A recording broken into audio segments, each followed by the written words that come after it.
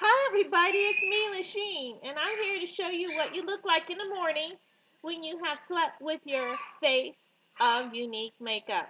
As you can see, I look okay. I'm gonna hit the shower and things like that, but I wanted to show you, that you're not gonna have any irritation and redness or bumps or any problems when you wake up in the morning from sleeping, doing something so terrible as going to bed with your makeup on. So I think that so many times we see people doing tutorials and how-tos and showing you their face made up with the makeup. But I wanted to show you what happens, worst case scenario, when you go to bed and you wake up with the unique product line on your face. Nothing. You're fine.